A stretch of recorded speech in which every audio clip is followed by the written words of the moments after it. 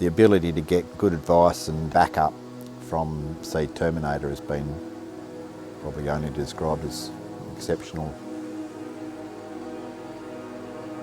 Being able to get hold of people and really listening to the problems we're having, whatever they may be, and adopting some changes. I'm Mark Adams. We farm at this property named Yaralla, east of Mount Barker on the south coast of Western Australia.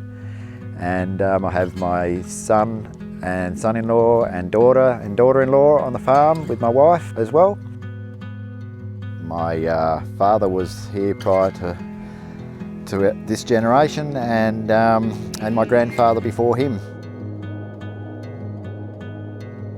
6,000 hectares, predominantly multiple cropping, and have been for some 25-30 years.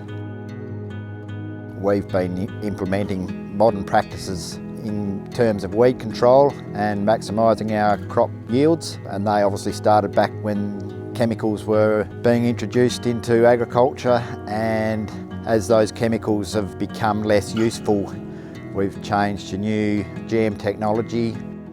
Then we went into windrow burning, and when we saw the introduction of weed termination through harvesters, we felt that that was going to be far easier, cost efficient, less risky from a burning point of view.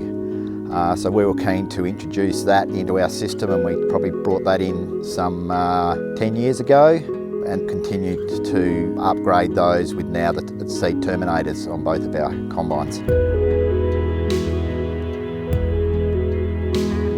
I'm not afraid to say that we have got very much herbicide resistance on this property, both to glyphosate and to paraquat. So we've got to carefully manage our weed resistance and our weed seed numbers constantly.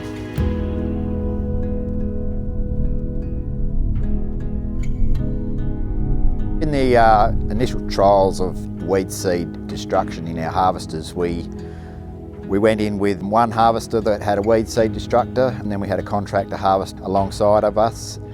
In those paddocks, we tried to choose the areas that were most weediest to put the harvester with the weed seed destructor into, and the cleaner areas for the contractor that didn't have a weed seed destructor.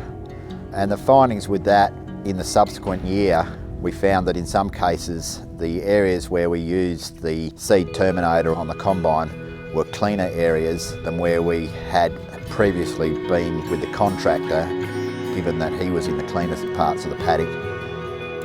We did manage to get a flip-flop effect from that experience.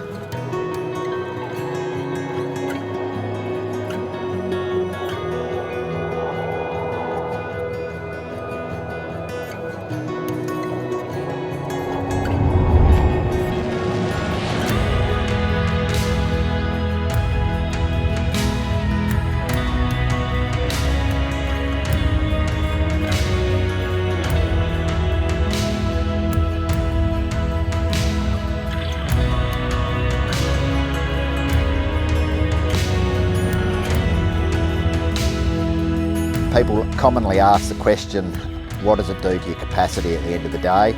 And I start off by saying, well, in our case, the hardest time to harvest our crops is early in the morning and particularly late in the evening. At that particular time of the day is when the least amount of material is going through the mills.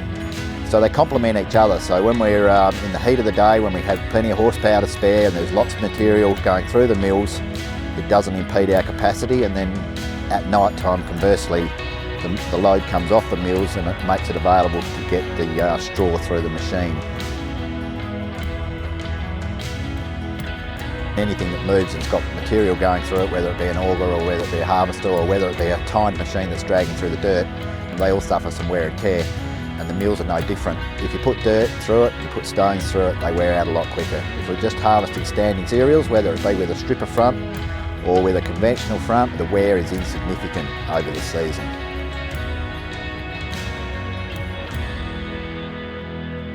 It probably fits into our farming program well as any other alternative, in fact better than any other alternative such as windrow burning, and it's just another tool in the toolbox to keep on top of those weed seeds.